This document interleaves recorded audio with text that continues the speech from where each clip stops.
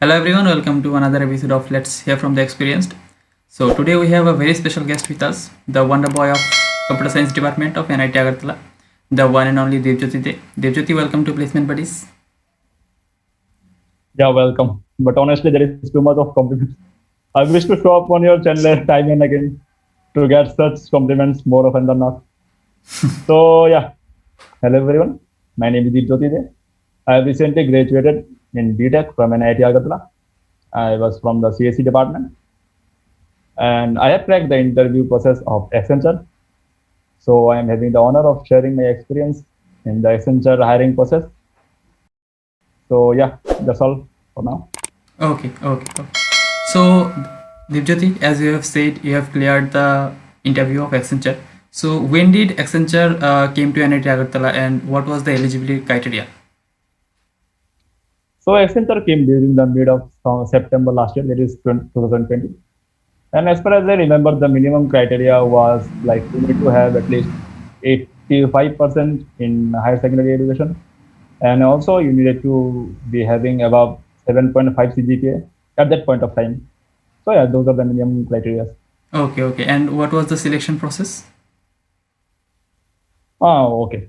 So the coding round was basically held on a platform that is called AOM platform. Okay. So basically, that was basically the round one. So the round one consisted of two events. There is the coding round, and then there was a small aptitude round. Those are the MCQ questions asked to the candidate. Okay. Later on, after creating, will be like you will having an interview round. So that was the HR interview and the technical interview combined. So there was not a separate HR section. There was a combined, and there was only one interview process. Okay. So as you have mentioned, there was a coding round. So to clear that coding round, you must have done the competitive coding. So when did you start doing competitive coding, and from where did you practice? Okay. So basically, competitive coding is a subject exam. Okay. So it is really a hard topic. It comes after the expertise level. So you won't need that much knowledge to crack like 80% of those jobs that come during the campus. There is on-campus drive. Okay. But well, you need to have the basic ideas about DS and algorithm. Those are the prime pillars that will create the monument of your job. So yeah, better prepare on those, and also focus on some of the core subjects like DBMS, networks, and OS. And well, honestly, DBMS is the most important subject when it comes to the interview round. So I took the help of YouTube and a coding course that was provided by one of my friends. Those materials really had given me a great boost in like furnishing my coding skills, and I was able to solve like almost 80% of those coding questions in a month or two. So I will suggest everyone to at least go through YouTube, the free YouTube playlists that are available. They provide a huge bunch of knowledge that are basically enough for you to crack almost like at least 50% of those coding rounds. And I will highly recommend you to at least like have a coding course. At least you along with few of your friends can easily purchase a course, and then it actually the main difference between YouTube playlist and course is that the paid courses come with a certain roadmap. Like you'll be getting to know what are the topics that you need to cover, along with what is the sequence at which you need to access those knowledge. And basically, in the playlist, there is no such roadmap, and like it is, I will highly recommend you to have a coding course. Having said that, in the first coding round, the first company that came, I wasn't able to like clear the first round, the first that is the coding round, and like I was highly depressed. So I took the help of YouTube, and that was not proving to be enough. So I asked one of my friends, who eventually provided me with a coding course, and yeah, that actually helped me a lot, and I was able to like, as I said, uh, Okay. at least clear the coding rounds. Okay. And from when you started doing this coding and all? Okay. So to begin with, I basically started coding means the data structure algorithm at around say June or July last month. after the first company that came, and I wasn't Last year. able.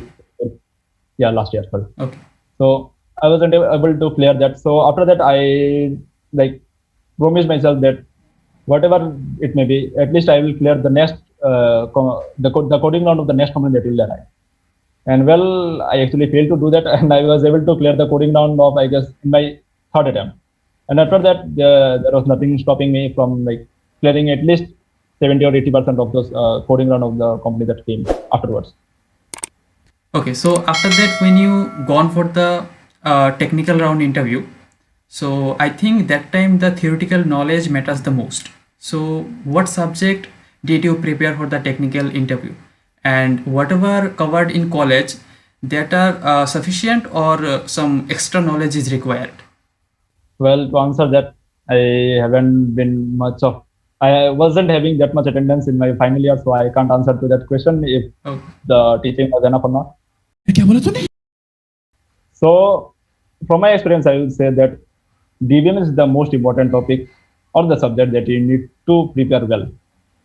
Other than that, questions are generally asked from OS, which is also a very important subject. And also there is another subject called computer networks and component design. So the sequence is in the descending order of the priority. So basically, the prime priority is on always on the DBMS subject. Okay. So I mainly took to YouTube to prepare for those subjects, and yeah, YouTube is alone is quite sufficient to like knowledge to give you the knowledge of at least those subjects. And there are a few like YouTube playlists that I will recommend. One is the channel named Gates Measures. They provide great knowledge about the DBMS subject, also OS. And there is another channel called the Knowledge Gate. He's equally great. And for DS, the basic theory knowledge of DS and algorithm, you should go to Abdul Bari. He's a great teacher, and like I admire him a lot. So yeah, that's all for my preparation. Okay. So, Dipjyoti, as far as I heard, the project played a vital role in the interview of Accenture. So, what was your project and how did you prepare your project? And in this very situation when the COVID is going on, everybody is not, they are not in a situation to do any training or any physical project or something like that. So, what will you suggest to the students? What should they do now? So when it comes to computer science education, you basically don't need much of the physical presence to learn something, to some Okay. skill, I guess. Okay. So yeah, I have started doing my projects from the later half of my third year. Basically, I had zero projects back then. Okay. So I, along with my friend, like he also didn't have any projects. So we just wonder that projects are really important, but we have no certain projects in our resume to at least showcase that we have some knowledge. So in the later half of my third year, I, along with my friend, started doing a project on the coronavirus COVID-19 tracker in India. So basically, we had zero idea about how the things are done. Apart from some basic HTML and CSS knowledge, I had zero idea about what to do and how to go on with the project. So, well, there is a saver called stackoverflow.com and also youtube.com, the prime saver of coders. So yeah, I took help from these two platforms. Like I use them to the most extent possible, and eventually we like came up with a website that could easily track the COVID-19 outbreak in India. And yeah, I think that is one of those biggest achievements in my life because I had zero knowledge about the thing and like came up with a successful project. I would say it was more than successful for me. And having said that, afterwards, I was from a club, the Fine Arts Club, Okay. and I was the sole member from the core committee. And there was no such website for our club. And our club is one of the most hardworking club in NIT Agartala. And unfortunately, we didn't have any such platform to showcase the skills of the artists present in our club. So it came down to me, the sole responsibility to build a website. Having said that, I had zero knowledge about the backend thing. So I, along with another friend, he's from EC department, created the website. And yeah, that was a nice website, I would say, and you can go ahead and check it out. I think the link will be provided in the description, and that is quite an off topic. So yeah, better leave it Yes, there. yes, obviously. I have already checked and it is a great website. So, in the technical round, I mean, in the technical round of Accenture, what kind of question they asked to you? Or basically, in the technical round or in the technical interview, what kind of question generally they ask? What kind of question one should expect? Okay, so I'll better start with the Accenture interview questions. So the interviewers were enough professional, like they were not there to impose their knowledge on us. They were there to check if we know the things that they need from us. So yeah, they are quite professional up, and they're some cool guy, and like I got it very easy to get along with them. So the questions they asked were generally very easy, the basics of C and C++, because I have chosen C++ as my strong subject. And also there are a few questions from my projects, like why did we choose to like build this project? What is the like difficulties that we came across? How I am suitable for group projects. So basically, all the projects that I made are group projects. So yeah, I have answered that quite well.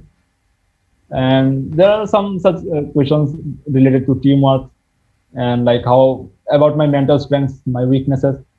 So yeah, they are asking for such questions. And having said that, they're from the technical round, means both the rounds are combined. So coming to the technical round, the questions were the simple questions from DBMS, like about the keys, the columns, and as far as I remember, there was one question like, what is the difference between SQL and MySQL? So yeah, things were simple, and those were the things that they asked.